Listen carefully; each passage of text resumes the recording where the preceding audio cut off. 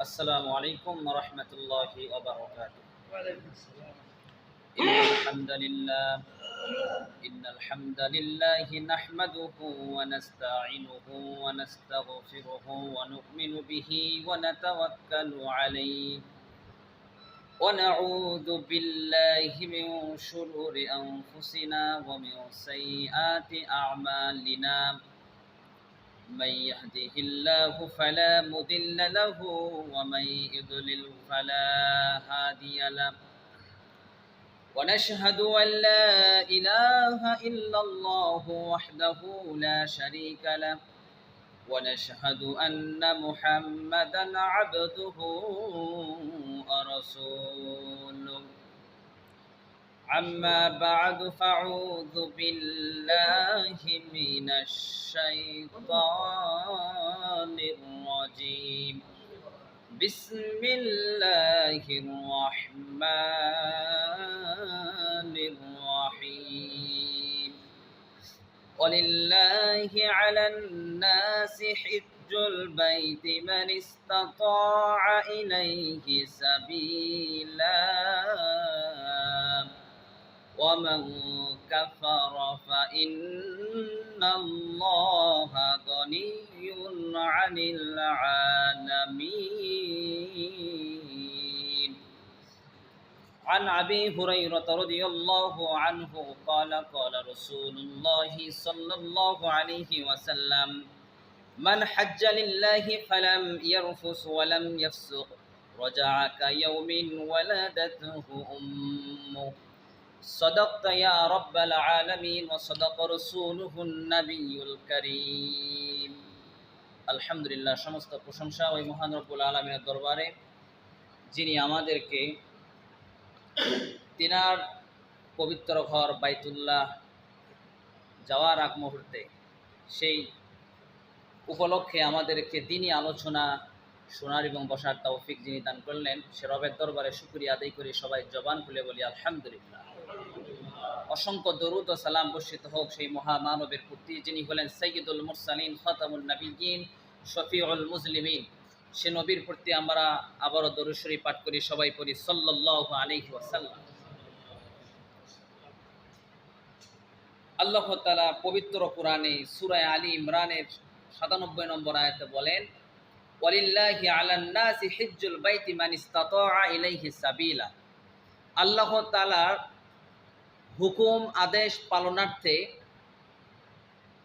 ওই সকল বান্দা বান্দীদের উপরে হজ ফরজ করা হয়েছে যাদেরকে ওই দেশে যাওয়ার জন্য যাদের সামর্থ্য থাকবে এবং ওই দেশে হজ করে যতদিন সময় লাগবে ততদিন নিজের পরিবারের প্রয়োজনীয় খরচপাতি দেওয়ার সামর্থ্য যার থাকবে, ওই ব্যক্তিদের উপরে হজ আল্লাহ তাআলা ফরজ করে দিয়েছেন। ওমান কাফার, আর যে ব্যক্তি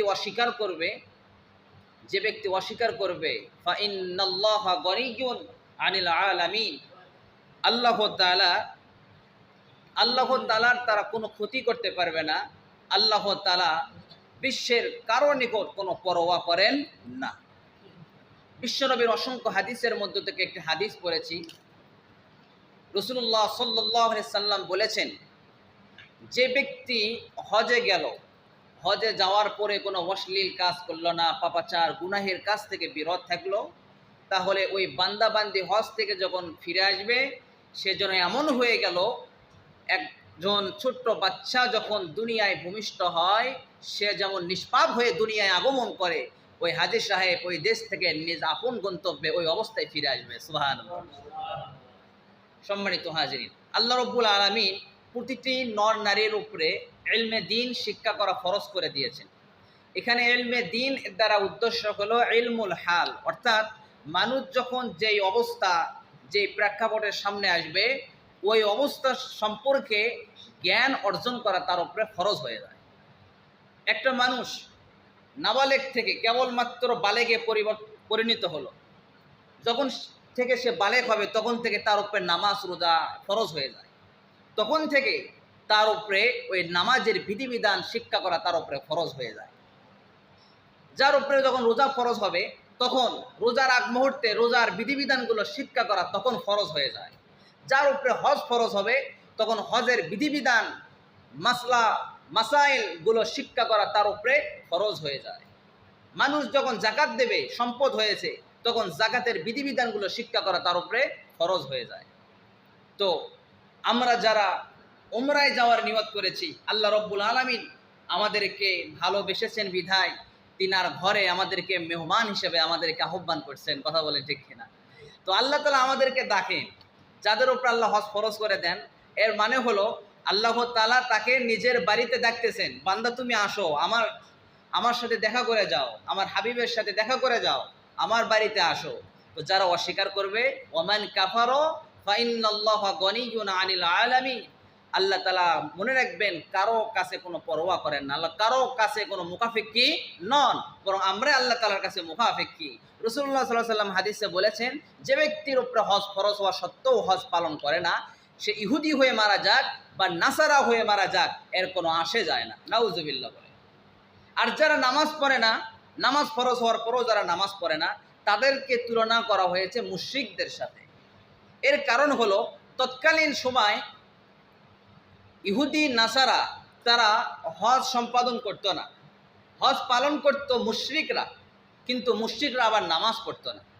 মুশরিকরা শুধু হজ করত, তাওয়াফ করত, কিন্তু নামাজ পড়তো না। বিধায় মুশরিকদেরকে নামাজের সাথে তুলনা করা হয়েছে, ওয়াকিমুস সালাতা ওয়ালা তাকুনু মিনাল মুশরিকিন, তোমরা নামাজ কায়েম করো আর মুশরিকদের অন্তর্ভুক্ত হয়েও না। আর যারা হজ পালন করবে না, তাদেরকে তুলনা করা হয়েছে নাসারা আর ইহুদিদের সাথে।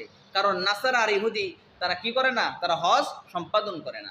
সম্মানিত হাজিরিন, তো আপনারা যেহেতু উমরায় যাবেন, তো এখন আপনাদের উপরে এই উমরা হজ সম্পর্কে বিধিবিধানগুলো জানা আপনাদের উপর খরচ হয়ে গেছে।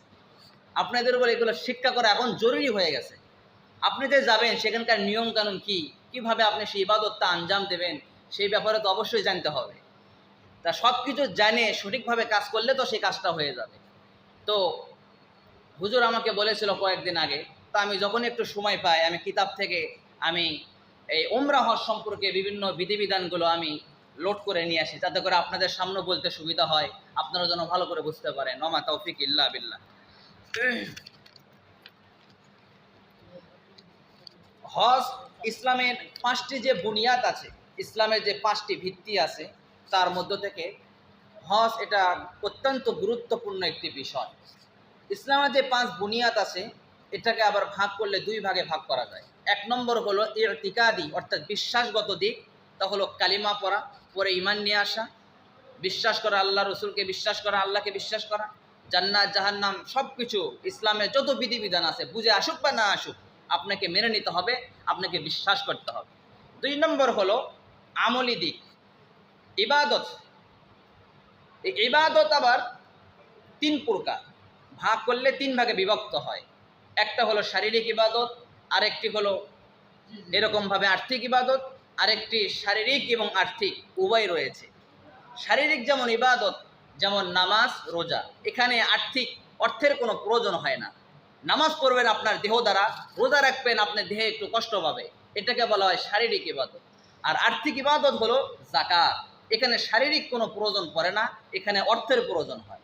আর যে ইবাদতের মাঝে শরীরও দরকার আছে এবং অর্থেরও দরকার আছে, সেটাই হলো এই হজ এবং উমরা। সুবহানাল্লাহ।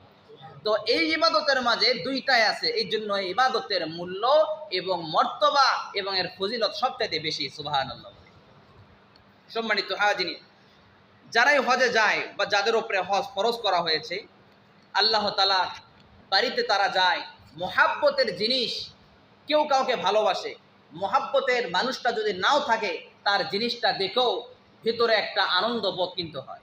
তা আমরা আল্লাহ তাআলাকে যে ভালোবাসি, তো আল্লাহ তাআলা ঘর আমরা দেখার জন্য যাই, জিয়ারত করার জন্য যাই। আল্লাহ রব্বুল আলামিনকে যদিও আমরা সেখানে দেখতে পারি না, কিন্তু আল্লাহ রব্বুল আলামিনের ঘরটা আমরা চতুর্পাশ দিয়ে যখন আমরা ঘুরবো, তখন ঘোরার মাধ্যমেও মনে হবে, মনে আল্লাহ তাআলা এখানে আছে, আমি আল্লাহকে দেখতেছি, তখন ভিতরে একটা শান্তি, একটা অনুভব হবে। সুবহানাল্লাহ। সম্মানিত হাজিরিন, এই হজ ইসলামের যে একটা গুরুত্বপূর্ণ রুকন, এরকমভাবে যে 5টি রুকন আছে, এই 5টি হলো খুব গুরুত্বপূর্ণ ফরজ। আপনার যদি মুসলমান হন তাহলে এই 5টি অবশ্যই বিশ্বাস করতে হবে, মানতে হবে। যখন আপনার উপর যাকাত ফরজ হবে, যাকাত দিতে হবে। যখন হজ ফরজ হবে, হজ আপনাকে পালন করতে হবে। এবার আমরা জেনে নেব, আমরা যে হজে যাব, তো হজে যাওয়ার আগে আমাদের অনেক করণীয় থাকে, অনেক বর্জনীয় থাকে, এবং প্রতিটি কাজের একটা ফজিলত থাকে। মানুষ তো ফজিলত ছাড়া, লাভ ছাড়া কোনো কাজ করতে চায় না। তো আমরা যে উমরায় যাব বা আপনারা যাবেন, এর অনেক ফজিলত আছে। রাসূলুল্লাহ সাল্লাল্লাহু আলাইহি সাল্লামের আরেকটি হাদিস আপনাদের সামনে শোনাতে চাই। আন আবি হুরায়রা রাদিয়াল্লাহু আনহু قال قال رسول الله صلى الله عليه وسلم العمرة إلى العمرة كفارة لما بينهما والحج المجرور ليس له جزاء إلا الجنة। রাসূলুল্লাহ সাল্লাল্লাহু আলাইহি সাল্লাম বলেন, যে ব্যক্তি উমরা করবে, উমরা করার পরে আরেকবার যখন উমরা করবে, দুই উমরার মধ্যবর্তী যে সময় আছে, এই সময়টা তার জন্য গুনাহের কাফফারা হয়ে যাবে। অর্থাৎ এই সময়ের যত গুনাহ আছে সব গুনাহ আল্লাহ মাফ করে দেবেন। সুবহানাল্লাহ। শুধু তাই নয়, রাসূলুল্লাহ সাল্লাল্লাহু আলাইহি সাল্লাম আরো বলেন, আর যাদের উপরে আল্লাহ তাআলা হজের বিধান দিয়েছে, যাদের উপরে হজকে আল্লাহ তাআলা ফরজ করে দিয়েছেন, যারা কবুল হজ করার জন্য ওই দেশে গিয়ে যারা হজ সম্পাদন করবে, আর তাদের প্রতিদান জান্নাত ছাড়া আর কিছুই হবে না। সুবহানাল্লাহ। তাদের প্রতিদান হলো একমাত্র জান্নাত, যদি হজটা যদি সঠিকভাবে সে পালন করে। তারপর রাসূলুল্লাহ সাল্লাল্লাহু আলাইহি ওয়াসাল্লাম আরো বলেন, তাবিউ বাইনাল হজ্জি ওয়াল উমরাতি ফাইন্নাহুমা ইয়ানফিয়ানি আল ফাকর ওয়াদ দুনুব। যারা আল্লাহ তাআলার জন্য হজ এবং উমরা যারা সম্পাদন করে, যারা একের পর এক যারা লাগাতার হজ উমরা করতে থাকে, এই হজ এবং উমরা তাদের জীবনের সকল গুনাহ এবং তার দরিদ্রতা সবগুলো মোচন করে দেয়। সুবহানাল্লাহ। তার দরিদ্র থাকে না। দেখা যায় একটা মানুষ হজে যাবে বা উমরায় যাবে, তার কাছে টাকা নাই, খুব কষ্ট করে টাকা সে উপার্জন করলো। প্রথমবার যখন হজে যায় বা উমরায় যায়, দেখা যায় পরবর্তীতে সে আবার যায়। তার মানে আমরা মনে করি যাকাত দিলে, হজ করলে অর্থ কমে যায়, কিন্তু না। যাকাতের অর্থই হলো অর্থকে পবিত্র করা, সম্পদকে বৃদ্ধি করা। সুবহানাল্লাহ। আল্লাহর ইবাদত, যাকাত, হজ এগুলো করলে অর্থ কমে না। আপনি একবার গেছেন, আপনার হজ যদি কবুল হয়, আল্লাহ তাআলা আপনাকে আরেকবার নিয়ে যাবে। সুবহানাল্লাহ। এই জন্য রাসূলুল্লাহ হাদিসে বলেছেন, যারা লাগাতার হজ উমরা করে, এই হজ উমরা তাদের গুনাহ সমূহ এবং তাদের দারিদ্রতাকে সব দূর করে দেয়। সুবহানাল্লাহ। সম্মানিত হাজিরিন, তো এই হজ এবং উমরা এটা হলো দৈহিক ইবাদত এবং আর্থিক দিক থেকেও ইবাদত। শুধু তাই নয়, রাসূলুল্লাহ সাল্লাল্লাহু আলাইহি ওয়াসাল্লাম আরো বলেন, ওয়াতিমুল হাজ্জা ওয়াল উমরাতা লিল্লাহ। তোমরা আল্লাহ তাআলার জন্যই তোমরা হজ এবং উমরা সম্পাদন করো, কোনো মানুষকে দেখানোর জন্য নয়, কোনো ব্যক্তির জন্য নয়। একমাত্র আমল হতে হবে কার জন্য? আল্লাহর জন্য।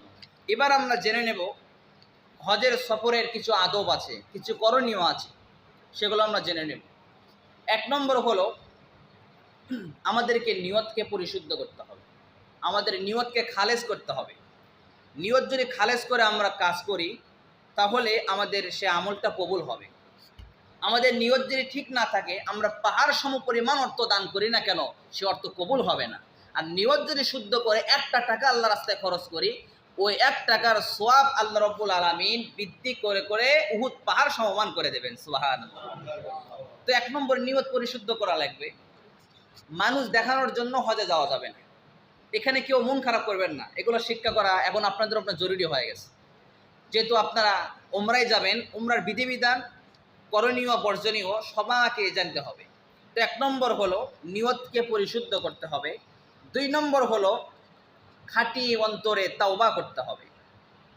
কারো মনে যদি কখনো কষ্ট দিয়ে থাকেন, কারো হক যদি নষ্ট হয়ে থাকে আপনার দ্বারা, তার কাছে মাপ চাইতে হবে। মনে রাখবেন, কোনো ব্যক্তি আপনার থেকে কষ্ট পেলে, কারো হক আপনার দ্বারা বিনষ্ট হলে, ওই ব্যক্তির যদি ক্ষমা না করে, আল্লাহ রাব্বুল আলামিন আপনাকে ক্ষমা করবেন না। এই জন্য খুব সজাগ রাখতে হবে। কারো কাছ থেকে, কেউ যদি আপনার কাছ থেকে টাকা পেয়ে থাকে, তার টাকা পরিশোধ করে দিতে হবে। যদি ওই ব্যক্তি মারা গিয়ে থাকে, তার পরিবারের সাথে কথা মিট করতে হবে, তাদেরকে দিতে হবে। তারাও যদি না থাকে, কেউ যদি না থাকে, তাহলে ওই ব্যক্তির ওসিলায় ওই ব্যক্তির নামে ওই টাকাটা আপনি দান করে দিবেন, যাতে করে টাকার সবটা ওই ব্যক্তি পেয়ে যায়। তারপরে আপনাকে যে কাজ করতে হবে 3 নম্বর, মাতা পিতা জীবিত থাকলে তাদের অনুমতির ব্যাপার আছে, যেহেতু এটা নফল ইবাদত। যদি ফরজ ইবাদত হয়, যদি আপনারা হজে যেতেন, জিলহজ মাসে যদি যেতেন বড় হজ করার জন্য, আপনার মা বাবা বেঁচে আছে, তারা যদি অনুমতি নাও দেয়, আপনার উপর হজ ফরজ হয়ে গেছে, তখন আপনি অনুমতি ছাড়াই যেতে পারবেন, কারণ আল্লাহর বিধান এটা ফরজ হয়ে গেছে। আর এখন আপনারা উমরায় যাবেন, এটা হচ্ছে নফল। এটা কি নফল। এই ক্ষেত্রে মা বাবার অনুমতি লাগবে। মা বাবা অসুস্থ, তাদের সেবা করতে হবে, লোক নাই, মা বাবা অনুমতি দিচ্ছে না, আপনি যেতে পারবেন না। মা বাবার সেবায় আপনাকে থাকতে হবে, অনুমতি যদি দেয় তাহলে আপনি যেতে পারবেন। তারপরে মা বাবারও কিছু খেয়াল রাখা উচিত, অনুমতি দেওয়া। অনেকেই মনে করি মা বাবা বেঁচে থাকলে সন্তানের আগে হজ করতে পারবে না, এটা ভুল ধারণা। সন্তানের উপরে হজ ফরজ হয়েছে, তা তো অবশ্যই হজ করতে হবে। মা বাবা বেঁচে আসা সেই জন্য যাবে না, এটা হতে পারে না। আচ্ছা, 4 নম্বর হলো সফর থেকে ফিরে আসা পর্যন্ত সময়ের জন্য পরিবার অধীনস্থদের তাদের খাবার, তাদের প্রয়োজনীয় জিনিস আসবাবপত্র আপনাকে দিয়ে যেতে হবে বা টাকা দিয়ে যেতে হবে। এই সময়টা তারা যেন প্রয়োজনীয় জিনিসগুলো কিনতে পারে, তাদের খাওয়া দাওয়া সব কিছু আপনাকে রেডি করে দিয়ে যেতে হবে। 5 নম্বর হলো যে কোনো ঋণ নগদ আদায়ের থাকলে পাওনাদারদের অনুমতি লাগবে, নতুবা হজটি মাকরু হবে। কেউ আপনার ঋণ আসে, কেউ আপনার কাছ থেকে নগদ টাকা পায়, তো ওই ব্যক্তি আপনি এখন দিতে পারবেন না, তাহলে ওই ব্যক্তির অনুমতি লাগবে, আমি আসে ব্যবস্থা করে দেব। ওই ব্যক্তি যদি অনুমতি দেয়, তাহলে আপনার হজটা পরিপূর্ণ শুদ্ধ হয়ে যাবে। আর যদি অনুমতি না দেয়, তাও আপনি চলে গেলেন তাকে টাকা না দিয়ে, তাহলে আপনার হজটা মাকরু হবে, ত্রুটিপূর্ণ হবে। সম্মানিত হাজিরিন, এবার 5 নম্বর হলো নিজের কাছে কারো থেকে ধার করা জিনিস বা কারো আমানত জিনিস থাকলে, কেউ আপনার কাছে কোনো টাকা রেখেছে, আমানত রেখেছে, তাহলে এই জিনিসগুলো তাকে বুঝিয়ে দিতে হবে, তাকে বুঝিয়ে দিয়ে আপনাকে হজে যেতে হবে। 7 নম্বর হলো সফরে যাওয়ার আগে কোনো বিচক্ষণ অভিজ্ঞ ব্যক্তিকে সঙ্গী হিসেবে গ্রহণ করতে হবে। মহিলারা তিনারা তো একাই যেতে পারবেন না, হয় স্বামী যাবে, নিজের রক্তের কেউ যাবে, যাদের সাথে বিবাহ হারাম তাদের সাথে যেতে হবে, একাই সফর করা যাবে না। আর আমরা যারা পুরুষেরা আছি, আমাদের খেয়াল রাখতে হবে অভিজ্ঞ সম্পূর্ণ ব্যক্তি যারা হজ করেছে বা আলেম, যেনাদের ইসলামের বিধিবিধান জানা আছে, তাদেরকে সঙ্গে নিয়ে তাদের সাথে যাওয়া, এটাই ভালো, কারণ ভুল ত্রুটি হলে তার কাছ থেকে জেনে নেওয়া যাবে। তারপরে 8 নম্বর হলো, আচ্ছা উত্তম সফর সঙ্গী, এটা বললাম। এবার আমরা জেনে নেব যে উমরাতে যে সকল কাজ করতে হয়, উমরা কী জিনিস, এটা কেন করব। সাধ্য থাকলে জীবনে একবার উমরা করা, এটা হচ্ছে সুন্নতে মুআক্কাদা। আর হজ, বড় হজ, ওটা হচ্ছে ফরজে আইন। নামাজ যেমন ফরজে আইন, প্রতিটি পুরুষ এবং মহিলাদের উপরে যেমন নামাজ ফরজ, এই হজ যাদের সামর্থ্য আছে তাদেরকে হজ পালন করতে হবে, এটা ফরজে আইন। আর আমরা যে উমরা যাব, এটা হলো সুন্নতে মুআক্কাদা। আপনি যদি যান অনেক সওয়াব পাবেন, যদি না যান আপনার গুনাহ হবে না, কারণ এটা নফল ইবাদত। এবার আমরা জেনে নেব যে আমাদের উমরাটা সংগঠিত হয় কি কি কাজের মাধ্যমে। যে হুজুর আপনাদের নিয়ে যাবেন, নাজির হুজুর, হুজুর খুব ভালো, আসলে আপনাদের সব কিছু বুঝিয়ে দেবে, তারপরও আমাদেরকে ইনভাইট করছে আপনাদের সামনে কিছু বলার জন্য, কারণ এই সময় অনেক বিধিবিধান জেনে রাখা জরুরি। তো উমরা আমরা যেভাবে করব, এই উমরা সংগঠিত হয় যে সকল কারণে। 1 নম্বর হলো ইহরাম বাঁধতে হবে, এটা একটা ফরজ। 2 নম্বর হলো বাইতুল্লাহ তাওয়াফ করা। 3 নম্বর হলো সাফা ও মারওয়া পাহাড় উভয়ের মাঝখানে সাই করা। 4 নম্বর হলো সাই করার পর আপনাকে মাথা মুন্ডাতে হবে, হয় মাথা নাড়ি করতে হবে, নতুবা একটু চুল কাটতে হবে। এটা করে আপনাকে এখান থেকে ফারেক হতে হবে। এবার এই ইহরাম আমরা কিভাবে বাঁধবো, কোথায় থেকে বাঁধবো। আর ইহরামটা হলো বাঁধার স্থান হলো মিকাত থেকে। মিকাত বলা হয় আল্লাহ তাআলার নির্ধারিত একটা সীমারেখা। তো আমরা যখন প্লেনে উঠি, তখন আমাদের মিকাত বাংলাদেশ, পাকিস্তান এবং ভারত উভয়ের মিকাত যেখানে, ওখানে প্লেন যখন যায় তখন সবাইকে জানিয়ে দেওয়া হয়। তখন অনেকেই পড়তে পারে কাপড়, ইহরামের কাপড়, অনেকে পড়তে পারে না। এই জন্য যাদের করতে পারবে না আগে ভাগে পড়ে নেওয়া এটাই হলো উত্তম। আপনি আগে ভাগে পড়ে নিলেন, সুন্দর করে উত্তম করে আপনি গোসল করলেন, আপনি নামাজ পড়ে নিলেন, উমরার নিয়তে 2 রাকাত নফল নামাজ পড়ে নিলেন, আল্লাহর কাছে দোয়া করলেন এবং আপনি নিয়ত করলেন, ইহরামের নিয়ত করে আপনি কাপড় পরিধান করলেন। আপনি এরকমভাবে পদ্ধতি হলো যে আগে আপনার শরীরটা পবিত্র করতে হবে। গোসল যদি করতে না পারেন আপনি অজু করবেন, অজু করে আপনি 2 রাকাত নফল নামাজ পড়বেন।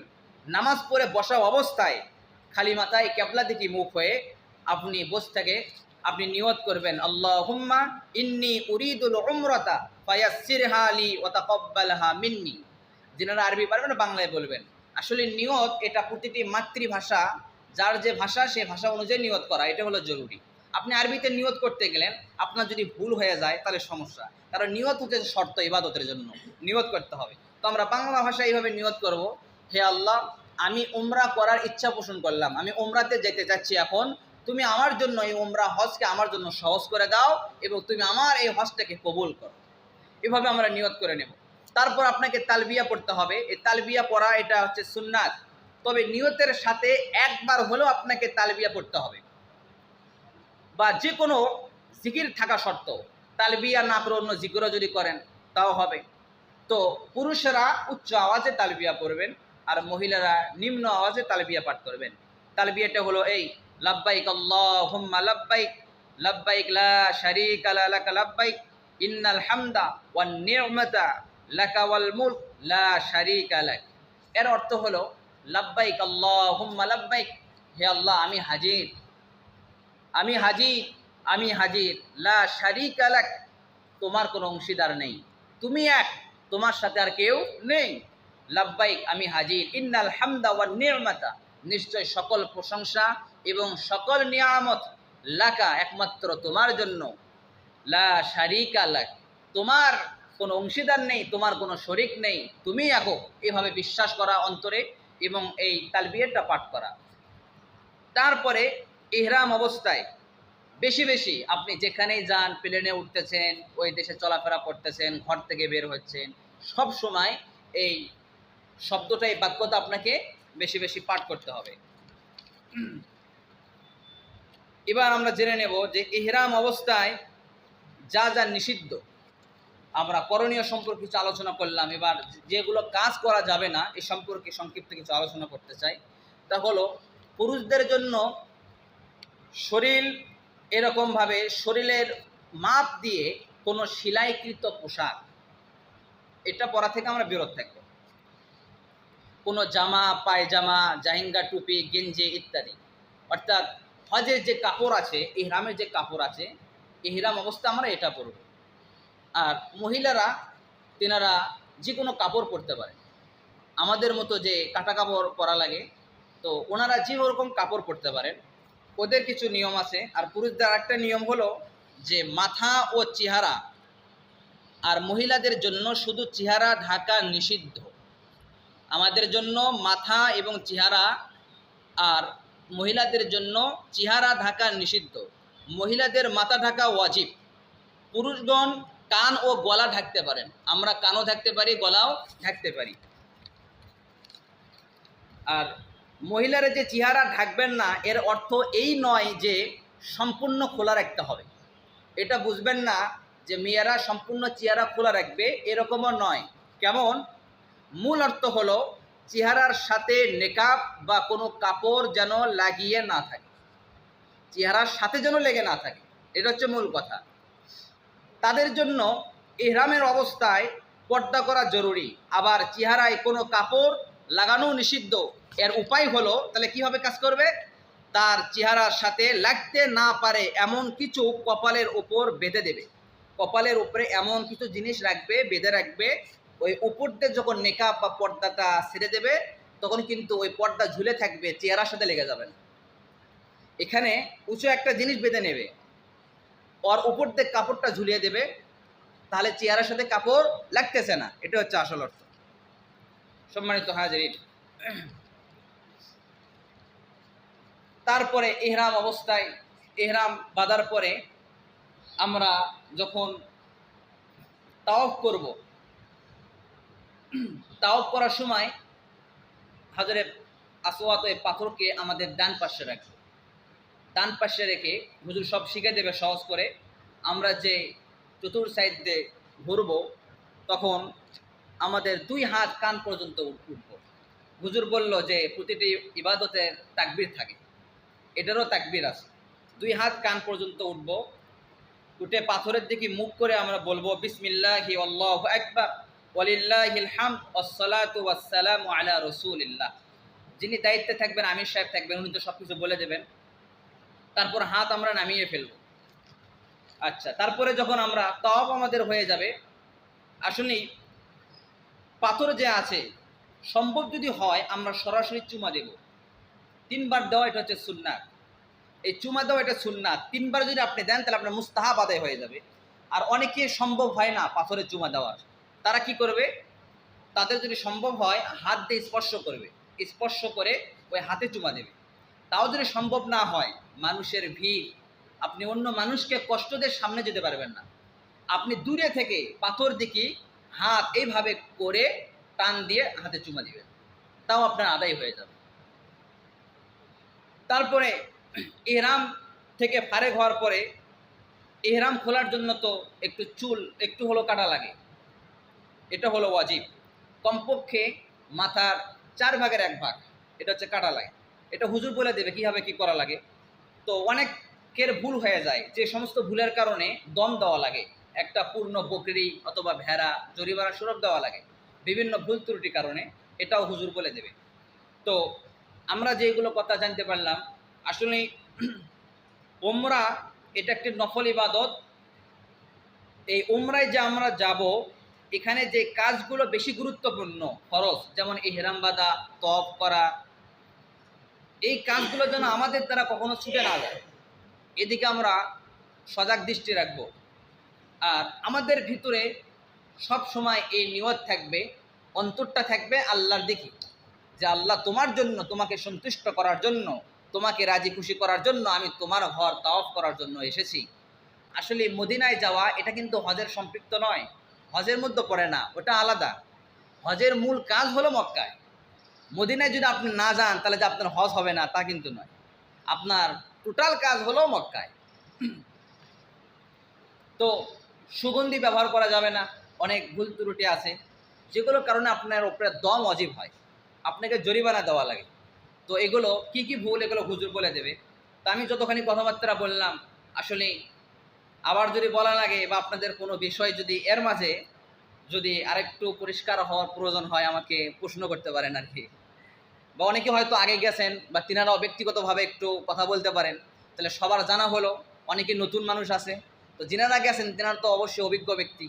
তো আপনারা কিভাবে পালন করেছেন, কি নিয়ম কানুন, আপনারা যদি একজন করে একটু বলেন তাহলে সবার জন্য একটু সহজ হয় ইনশাল্লাহ। খুশি মনে একটু সবাই একটু মত বিনিময় করি, একটু কথা বলি।